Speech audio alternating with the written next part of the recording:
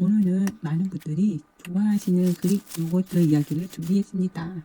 아침 식사로 또 간식으로 매일 챙겨 드시는 분들 많으시죠. 그런데 이런 생각 한 번쯤 해보셨을 거예요. 그릭 요거트 매일 먹어도 신장 건강에는 좋지 않을까? 사실 그릭 요거트 자체가 신장에 직접적으로 해로운 건 아닙니다. 하지만 이미 신장에 문제가 있는 분들이라면 먹는 양이나 첨가물에 주의하셔야 하는데요. 몸에 좋다니까 괜찮겠지 하고 하루에 2통씩 드시다거나 프레인 대신 설탕 듬뿍 들어간 달콤한 요거트만 고르다 보면 오히려 몸에 부담이 될 수 있습니다. 그래서 오늘은 그릭 요거트가 신장 건강에 어떤 영향을 줄 수 있는지 조금 더 알기 쉽게 풀어서 말씀드리려고 합니다. 그리고 본격적인 내용에 들어가기 전에 많은 분들이 관심 갖는 그릭 요거트 만드는 법부터 간단하게 소개해 드릴게요. 오늘 알려드릴 내용은 미국의 안나의 아이디어 채널을 참고했어요. 필요한 재료는 딱 2가지예요.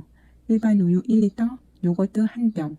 우유는 저지방, 무지방은 잘 만들어지지 않으니 무조건 일반 우유로 준비해주세요. 요거트는 앞면 표시에 보시면 노후 발효유 표시된 것을 준비해 주시면 됩니다. 요거트를 만들면서 왜 또 요거트를 사야 하나 궁금하실 수 있는데요. 요거트 안에는 발효에 필요한 유산균이 들어있거든요. 사실 따로 유산균만 사서 쓸 수도 있지만 구하기가 쉽지 않으니까 마트에서 파는 무가당 요거트를 쓰면 훨씬 간단합니다. 미국에서는 먼저 냄비에 우유를 다 넣고 가스레인지 중불에서 데우는데 저는 가스레인지 중불 대신 전자레인지를 활용했는데요.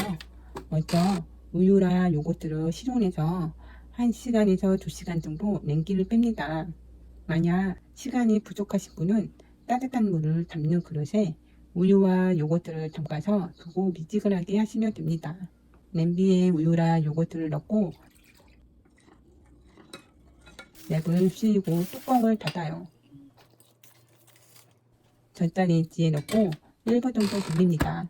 냄비를 만드실 때 따뜻하면 그냥 닫아두기만 하면 됩니다. 너무 뜨거우면 유산균이 좋고 너무 차가우면 발효가 잘 안되니까 꼭 확인하셔야 합니다.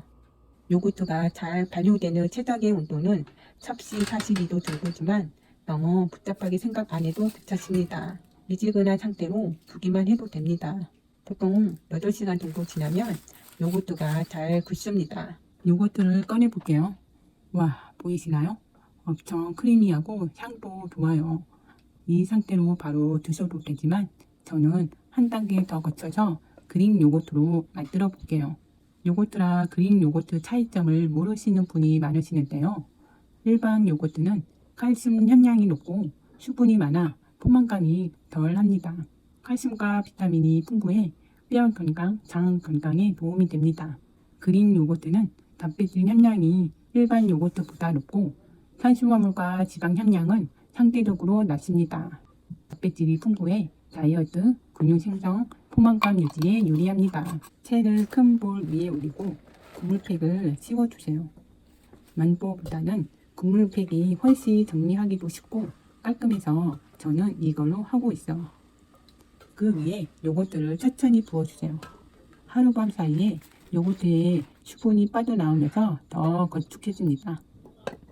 냉장고에 넣어 하룻밤 더 숙성시켜주면 됩니다.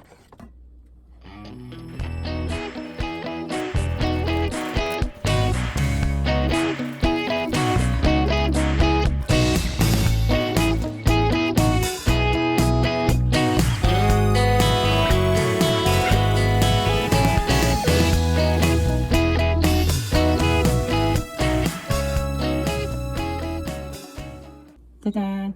완벽한 그릭 요거트 완성입니다. 이렇게 하면 정말 진하고 맛은 고소하면서도 부드러워요. 완성된 요거트는 그냥 먹어도 맛있지만 꿀이나 잼 과일을 곁들이면 진짜 꿀맛이에요. 저는 오늘 꿀이나 견과류를 살짝 올려봤는데 보세요. 보기만 해도 군침 돌지 않나요? 집에서도 이렇게 간단하게 만들 수 있으니까요. 여러분도 꼭 한번 해보세요.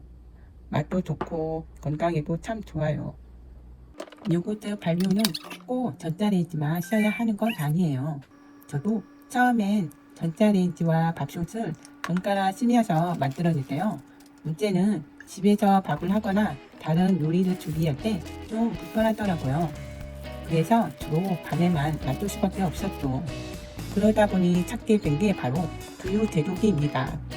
두유 제조기는 따뜻한 온도를 일정하게 유지해 주니까 발효가 훨씬 편하고 전자레인지나 밥솥처럼 다른 조리기구랑 거칠 일도 없어요.